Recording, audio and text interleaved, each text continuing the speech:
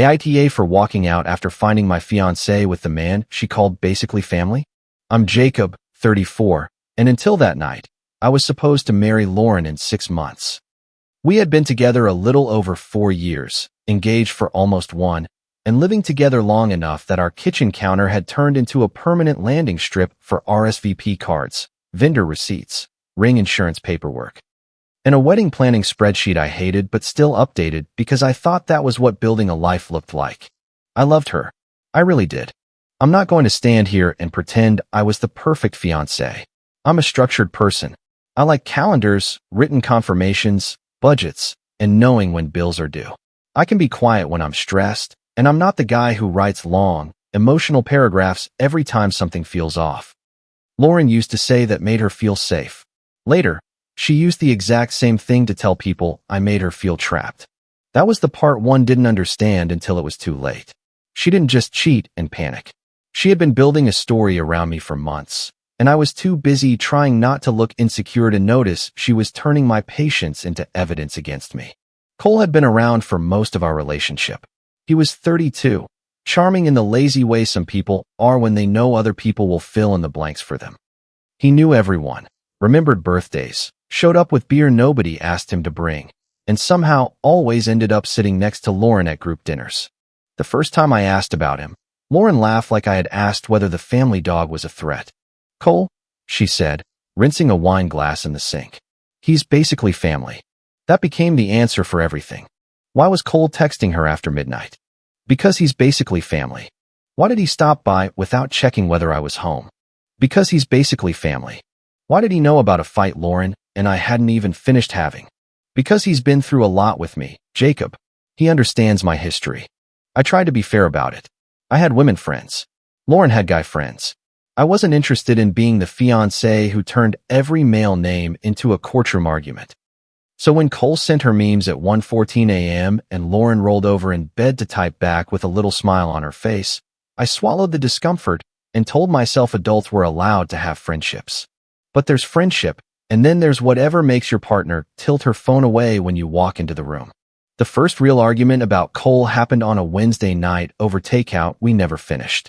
Lauren's phone was on the kitchen counter, face up for once, and a notification flashed before she grabbed it. "Cole, still thinking about what you said. He doesn't get you." I looked at the screen, then at her. Lauren picked up the phone like it was hot. "Don't start." I didn't say anything yet. "You have that face." "What face?" "The one where you're about to make me defend having one thing that's mine." I remember staring at the little white takeout containers between us. The rice had gone cold. The sauce container had leaked onto one of the RSVP cards because our wedding stuff was everywhere by then. "I'm not asking for your passwords," I said. "I'm asking why Cole is texting you at 1 in the morning about how I don't get you. He's going through something. Apparently I am too." Lauren gave me that exhausted smile she used when she wanted to make me feel childish. "Not everything is about you." That worked on me longer than I want to admit. So did insecure. So did controlling. So did you're turning into someone I don't recognize. If you say those words to a decent person enough times, they start checking themselves before they check the situation. Wedding planning made everything worse. I handled most of the boring parts because somebody had to. The guest list had 3 versions because Lauren's mother kept adding people. The venue had a cancellation schedule buried in an attachment nobody seemed to read. The photographer wanted a second payment by the 15th. The florist needed final colors.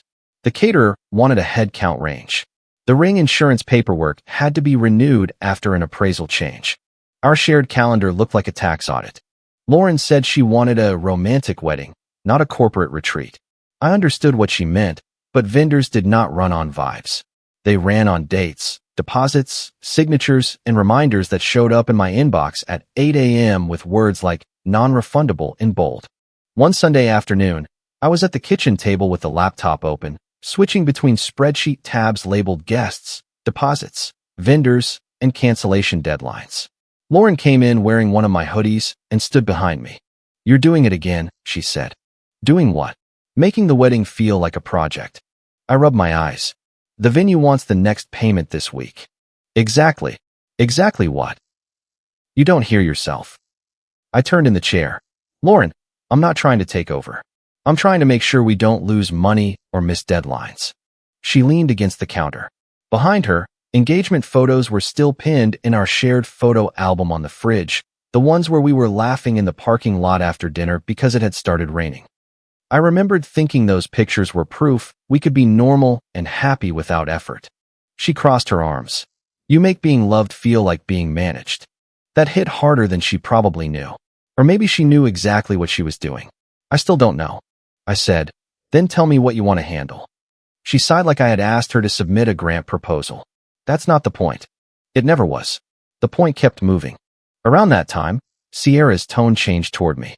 Sierra was Lauren's close friend, part of our shared group, the kind of person who knew everyone's business but usually tried to be kind about it. She used to text me pictures of bad wedding centerpiece ideas and say, please veto this before Lauren makes us sit under hanging eucalyptus all night. Then suddenly she got careful. At a group dinner, she asked me, are you doing okay? I said, yeah. What? She looked at Lauren across the table, then back at me. No reason. You've just seemed intense lately. Intense. Wedding stress, I guess. Lauren did not look up from her drink. A week later, Sierra texted me after Lauren canceled a tasting appointment I had already rearranged twice. Sierra, Lauren says she feels like she can't breathe. Me. Did she mention why? Or just make me the oxygen problem? Sierra, I'm not trying to fight with you. Me. Neither am I. I just wish she'd talk to me before everyone else. Sierra didn't reply for 5 hours. When she did, all she sent was, I hope you two figure it out. That was when I started noticing how often Lauren left the room to take calls. Her laugh would be light and easy while she was walking away, then flat when she came back. She deleted message threads. She changed her phone passcode and told me, can I have one thing private without you acting like I'm on trial? The sad part is, I backed off. I thought backing off made me mature. I thought staying calm meant I was being fair. Lauren treated it like proof that I was cold. Cole treated it like permission. The night a serious incident occurred started with a folder. I had left to drop off a signed form and pick up a replacement charger because mine had died. Halfway down the road, I realized I had forgotten the printed wedding folder on the kitchen counter. It had the venue receipt, ring appraisal, insurance paperwork, the guest list printout, and the cancellation deadline page I had highlighted because the next deposit was due Monday. The folder was boring. That was almost funny later. When I pulled back up, I noticed a car parked farther down than usual. I didn't think much of it at first. People parked badly around our building all the time. I came in through the front, expecting Lauren to be on the couch. She had told me she needed a quiet night alone because her head hurt. The living room was empty. There were 2 glasses on the coffee table. One had the lipstick mark Lauren always left because she refused to blot after reapplying. Cole's jacket was over the chair by the hallway. I stood there for a second and listened. Then I heard his laugh from the guest room. It was low and familiar, the same laugh he used at parties when he wanted people to look over and wonder what was so funny. The door was half open. I pushed it the rest of the way. I won't describe the scene in detail because I don't need to. It was not ambiguous. Cole was there. Lauren was there. They were in a situation where no innocent explanation would have survived 10 seconds of daylight. Her phone was on the nightstand. The throw blanket from the living room was half on the floor. Cole looked startled. Lauren froze. For 1 second, nobody moved. Then Cole said, man, this isn't how. Don't finish that sentence, I said. Lauren sat up, pulling the blanket around herself. I expected tears. I expected panic. I expected at least one sentence that sounded like regret. Instead, her face tightened. Jacob, don't make this dramatic. I remember that line more clearly than almost anything else. Not I'm sorry. Not I can explain. Not even please leave.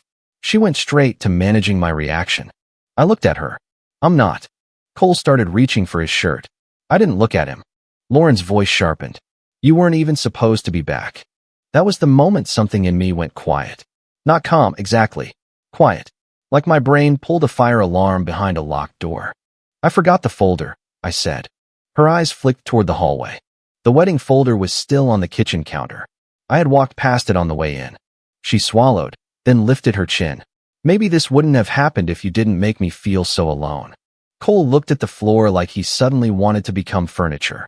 I said, I'm not debating what I saw. Lauren gave this short, ugly little laugh. Of course you aren't. You don't debate anything. You file it. You label it. You turn everything into proof that you're the reasonable one. I should have walked out right then, but I think part of me was still waiting for the woman I love to show up in the room. Instead, she said, maybe he notices what you treat like a checklist. That did it. Not because it was the cruelest thing anyone had ever said to me. It wasn't. It was because she said it like she had practiced it. Like it belonged in a story she had already been telling. I turned and walked out of the guest room. Lauren followed me barefoot, still pulling her clothes together, saying my name in a tone that bounced between angry and scared. I went to the kitchen counter, picked up the wedding folder, then looked at the ring on my hand. I had worn it since our engagement party. Not a wedding ring, technically. Lauren had given it to me as an engagement ring because she said she liked that we both wore something. I took it off. The little click it made against the counter was so small, it almost felt rude. Lauren stopped behind me. So that's it. You're just leaving. No, I said. I'm ending it. Her mouth opened. I put the ring beside the folder, grabbed my keys, and walked out. Cole never said my name again that night. For a guy who had no problem being in my guest room, he got quiet once he had to stand in the consequences. I sat in my car for maybe 5 minutes with my hands on the steering wheel. I didn't drive right away because I didn't trust myself to focus. My phone started buzzing before I even put it in reverse. Lauren, you're being insane. Lauren, come back inside and talk. Lauren, you don't get to just leave like that. Lauren, Jacob. Lauren, I know what this looked like. Lauren, we need to handle this like adults. Then, Cole, she told me you two were basically done. The message disappeared before I could open it, but the preview stayed long enough. I took a screenshot of the notification screen. My hand was shaking so badly it took 3 tries. I called Grant. Grant has been my best friend since before Lauren. He is the person who will tell me the truth even when it makes me angry. When he answered, I said, I found out about Lauren and Cole. He was silent for half a second, then said, Where are you? In the car. Are you safe to drive? Not yet. Good. Stay parked. Do not call her. Do not text threats. Do not go back in there to yell at him. I'm not going to get violent. I know. But you're hurt, and hurt people create evidence for people who already lie. Don't hand her a recording she can edit. That cut through the fog. He said, Open your notes app. Write down exactly what happened. Times, words, everything. Then screenshot every message she sends. Don't respond tonight unless it is absolutely necessary. So I did. Sitting in the car with the dashboard lights on and Lauren's messages stacking up, I wrote a timeline. 7:18 p.m. returned home for wedding folder. Cole's jacket on chair. 2 glasses on coffee table. Heard Cole from guest room. Lauren said, Don't make this dramatic. Lauren said, You weren't even supposed to be back. Lauren said, Maybe he notices what you treat like a checklist. Removed ring. Left it on counter. It felt ridiculous and robotic. It also kept me from falling apart. Grant stayed on the phone while I drove to his place. He didn't ask for unpleasant details. He didn't tell me to destroy anyone. He just kept saying, Save it. Label it. Sleep before you send anything. I didn't sleep much. By midnight, Lauren's tone had changed. Lauren, I know I hurt you. Lauren, you have to understand I've been lonely for a long time. Lauren, please don't tell people details. Lauren, just say we grew apart. Lauren, please, Jacob. My parents will be humiliated. Lauren, do not send anyone screenshots. Lauren, delete whatever folder you're making. I know you. That last line made me sit up on Grant's couch. She knew me. That was the problem. She knew I documented things. She knew I preferred clean records over messy fights. She knew I cared about being decent. She had counted on it. The next morning, Leah showed up with coffee and the kind of anger only a younger sister can carry without getting tired. She hugged me hard in Grant's doorway, then held me at arm's length and looked at my face. You look terrible. Good morning to you too. I'm serious. I know. Grant gave her the short version while I sat at the kitchen table and stared at my coffee like it had insulted me. Leah listened without interrupting. Then she said, You're not paying 1 more cent toward that wedding. I need to figure out what I can cancel. You need to secure your documents first. I have the folder. Not just the wedding folder. Lease, bank statements, receipts, the ring appraisal, anything with your name on it. And stop acting like Lauren's PR team. I looked up. I'm not. You are if you lie for her. That bothered me because it was true before I wanted it to be true. Being decent had always mattered to me. Not because I wanted applause, but because I hated messy, public breakups where people turned pain into entertainment. My parents had taught me to handle private pain privately. My mother's first reaction when I called later that day was, "I'm so sorry, honey.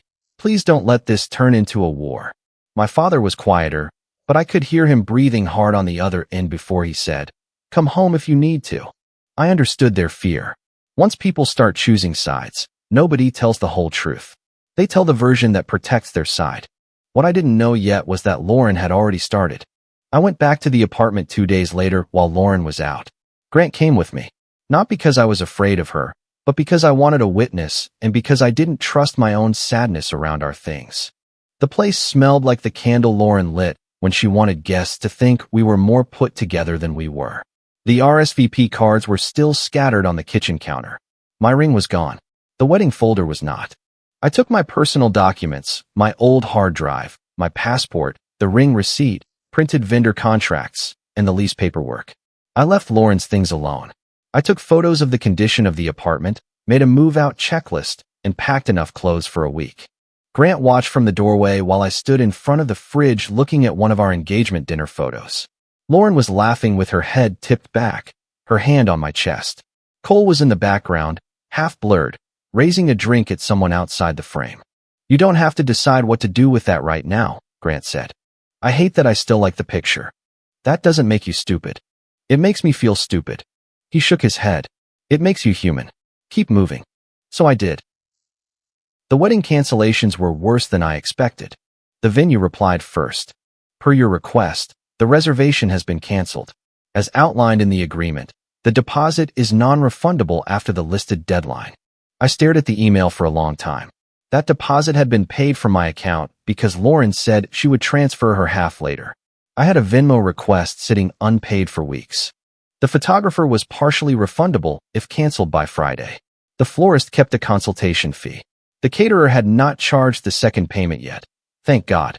The DJ sent back a polite email that ended with, "Wishing you the best," which made me laugh once in a way that did not sound like me. Every confirmation hurt. Every confirmation also made it real. I canceled what was solely in my name. I requested written confirmations for everything. I did not touch anything that required Lauren's authorization. I opened a separate checking account for my income, changed my direct deposit, and turned off the authorized card tied only to my credit. I sent Lauren one email. "Lauren, I am canceling wedding-related services and accounts that are solely in my name. Attached are receipts, refund confirmations, and non-refundable deposit notices received so far. I will not cover expenses assigned to you or costs created by delays after the engagement ended. Please keep future communication about finances, the lease, and belongings in writing. Jacob." She replied 14 minutes later. "You're punishing me with money." I typed 3 different responses and deleted all of them. Then I wrote, "No, I am no longer funding the lie." Grant approved that one.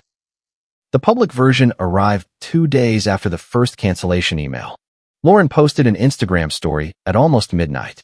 It was a soft-focus picture of her hand on a coffee mug, no ring visible, with white text over it. "Sometimes the person you thought would fight for you walks away the second things get hard." Under it, I could see the little row of profile pictures reacting. People from our friend group. A few cousins. Her mother. Then Sierra texted me. "Sierra, I don't know what happened, but this feels cruel." Me, what does? Sierra, canceling things without talking to her. Leaving her alone in this. Me, did Lauren tell you why I left? Sierra, she said there was a mistake during a rough patch. Me, is that what she called it? Sierra, Jacob, she's devastated. Me, I found her with Cole in our guest room. Sierra, what? Me, that is why I left. Sierra did not respond for almost an hour. Then she wrote, "Lauren said you overreacted to one bad night and refused to hear her out." I almost threw my phone. Instead, I took a screenshot. The next day, a mutual friend named Drew sent me a message. "Drew, man, I'm not taking sides, but punishing her over a mistake seems harsh." Me, you are taking sides. You just like the side that got to you first. Drew, she said you were controlling for months. Me, ask her whether Cole was in my guest room before or after she decided I was controlling. No reply. Lauren's mother called 7 times that afternoon. I didn't answer. She left one voicemail. Jacob, this should have stayed private. A decent person doesn't humiliate someone he once loved. Lauren made a mistake, but ending an engagement is painful enough without you making her look bad. Please be man enough to handle private pain privately. I listened to it twice, then saved it. I wondered whether she had given that speech to Lauren before or after the guest room incident. Leah heard it and said, absolutely not. Don't start, I said. I'm already started. I don't want this to become ugly. Leah pointed at my phone. It is already ugly. You're just the last person still trying to decorate it. I hated how often she was right. For a few days, I stayed quiet publicly. I answered only practical emails. I picked up my remaining clothes during a scheduled window when Lauren was not there. I returned a few shared items, including a speaker her parents had bought us and a set of serving dishes still in the box. I kept receipts. I took photos. I put everything in a folder on my laptop labeled engagement record. Not revenge folder. Not Lauren lies. Engagement record. That mattered to me. I didn't want to become the guy screaming into the internet with private pain in one hand and a flamethrower in the other. I wanted the truth clean enough that nobody could call it a meltdown. But Lauren kept pushing. She sent emails that sounded wounded and texts that sounded sharp. Lauren, you're so obsessed with being right. Lauren, you made me feel lonely before Cole ever touched me. Lauren, I made a mistake and you turned it into a punishment. Lauren, you walked out without even fighting. Lauren, if you cared about me at all, you'd just say we grew apart. I never answered the emotional parts. I replied only when it involved money, lease terms, or belongings. Then Sierra called. I almost didn't answer. When I did, she sounded different. Smaller. I owe you an apology, she said. I stood in Grant's spare room, surrounded by labeled boxes. For what? For repeating Lauren's version. I didn't say anything. She took a breath. I found something that doesn't match what she told me. What did you find? An old screenshot. I took it because I thought she was being dramatic at the time and I wanted to ask her about it later, but I forgot. It was from a chat she had with me before the venue payment. She was talking about ending things, but not yet. My stomach tightened. Sierra, I'm sending it now.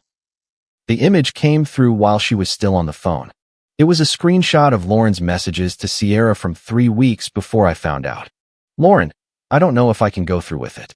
Sierra, then you need to tell him before more money goes out. Lauren, let him pay the venue first. If I end it now, everyone will blame me. Sierra, Lauren. Lauren, I just need time to control the story. He'll make it about spreadsheets and boundaries. Sierra, are you with Cole? Lauren, it's not like that. Lauren, he understands me. Lauren, Jacob will never expose me anyway. He cares too much about being decent. I had to sit down. Sierra whispered, I'm sorry. I kept staring at the words, let him pay the venue first. It wasn't just a betrayal. It wasn't just panic. She had let me send a payment for a wedding she was already planning to escape, then prepared the explanation she would give everyone when she did. Sierra, I said, did you know about Cole? There was a long pause. I suspected, she said. Lauren kept saying they were emotionally close, but she denied anything physical. I wanted to believe her. Why send this now? Because she told everyone you abandoned her out of nowhere. And because she told me yesterday you were financially pressuring her by canceling the wedding. I closed my eyes. Sierra said, I'm sorry, Jacob. I believed her because she sounded hurt. That's what hurt people are supposed to sound like, I said. She just wasn't the only one.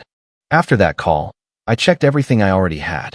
The doorbell camera footage showed Cole arriving at 5:42 p.m. the night Lauren said she needed quiet time alone.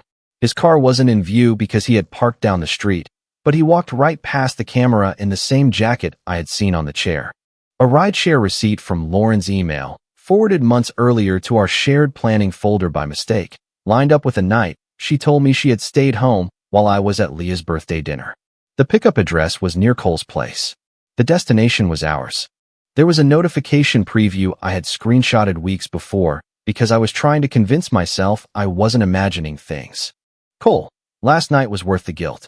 At the time, Lauren had told me it was about a joke I wouldn't understand. I had let it go because I didn't want to be paranoid. Looking at it now made me feel sick. Grant came over that night. Leah did too. They sat at the table while I built the folder properly. Not a giant dump. Not every private message. Not anything explicit. Nothing from places I had no right to access. Just what proved the point. The timeline had dates, times, and labels. Venue payment made. Screenshot from Sierra showing Lauren wanted payment made before ending engagement. Night Lauren claimed to be alone. Doorbell timestamp of Cole arriving. Night of the incident with Lauren and Cole. Lauren's texts asking me to say we grew apart. Lauren's voicemail asking me to keep details private because her parents would be humiliated. Cancellation receipts. My email moving communication to writing.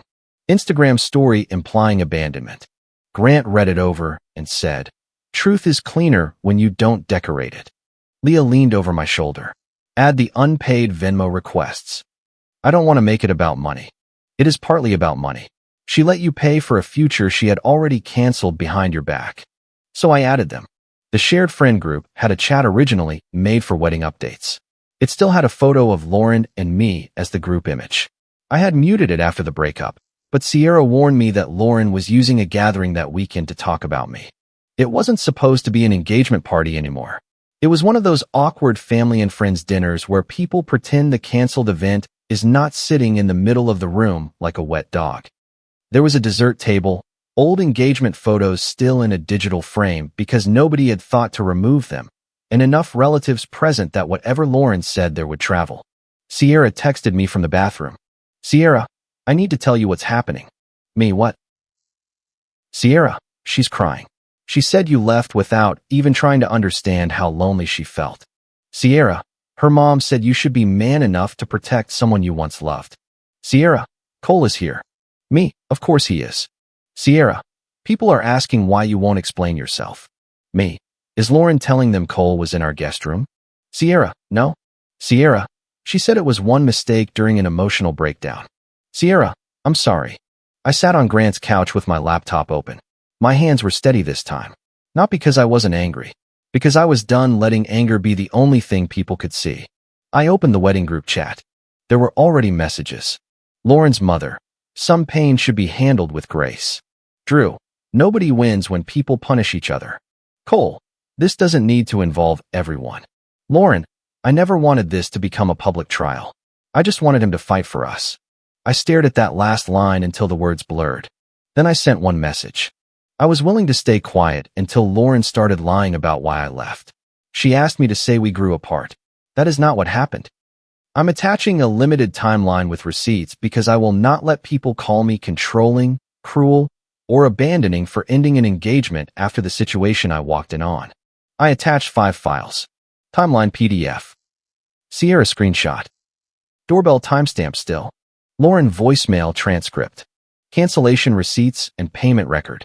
No insults. No private images. No long speech about betrayal. Just enough. For about 30 seconds, nothing happened. Then typing bubbles appeared, disappeared, and appeared again. Drew, is this real? Sierra, it's real. I sent Jacob the screenshot. Lauren's mother. This should have stayed private.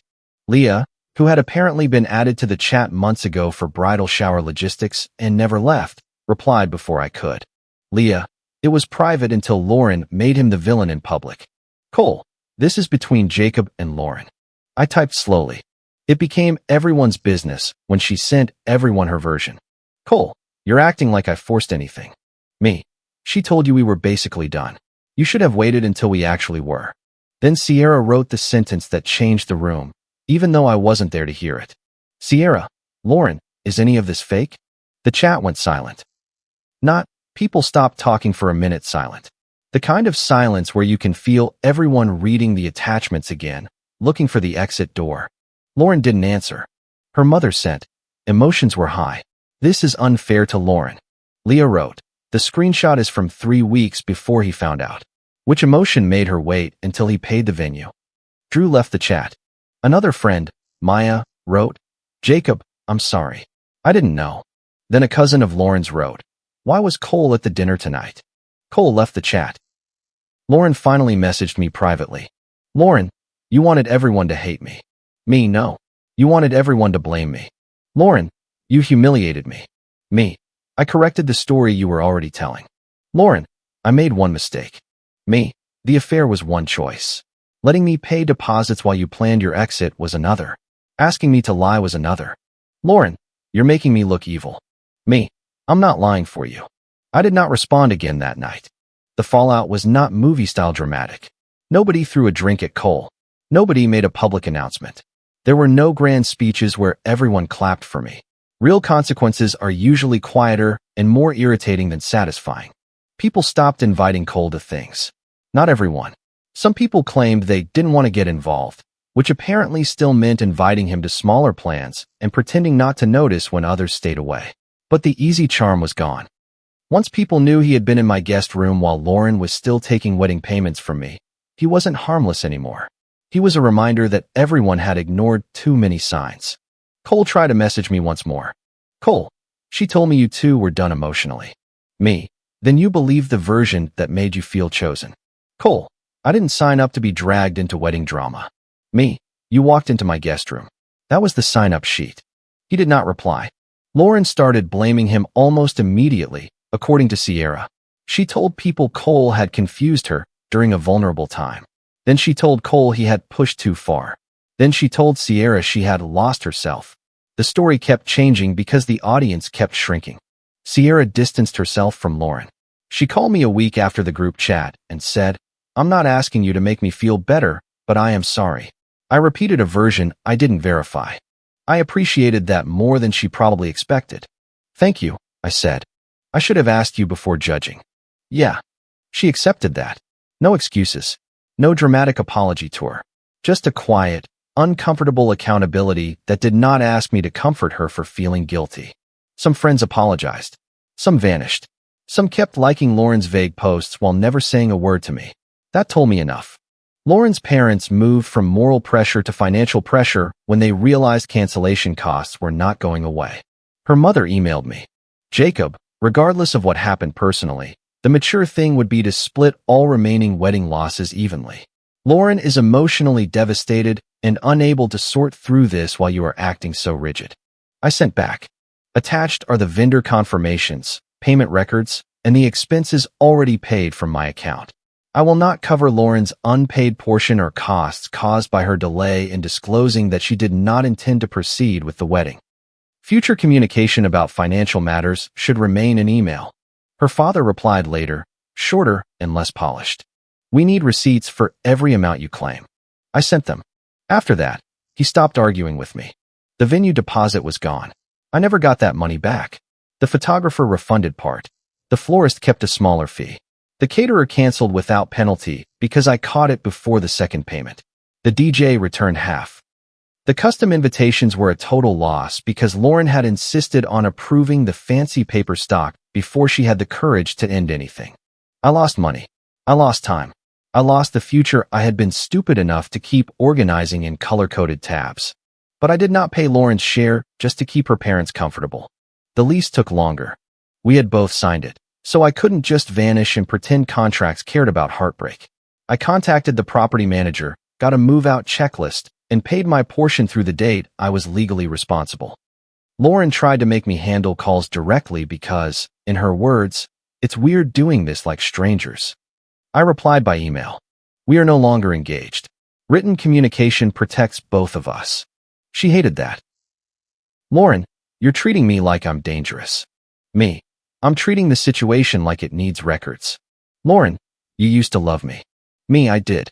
That's why I'm keeping this cleaner than you made it. The final belongings exchange happened on a rainy Saturday morning. Leah came with me, holding 2 coffees and wearing the expression of someone prepared to bite if necessary. Lauren had agreed to leave my boxes by the door during a 2-hour window. She mostly did. There were clothes, books, the cheap toolkit my dad gave me when I first moved out, and a box of kitchen things that were mine only because Lauren hated anything practical. She also left the ring box on top. Not the ring, just the box. Leah picked it up, looked inside, and said subtle, "Leave it. You sure?" Yeah.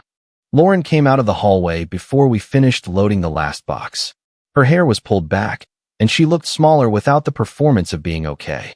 For half a second, I saw the person I had wanted to marry, and it hurt so much I almost forgot why we were there. "Can we talk?" she asked. Leah stiffened beside me.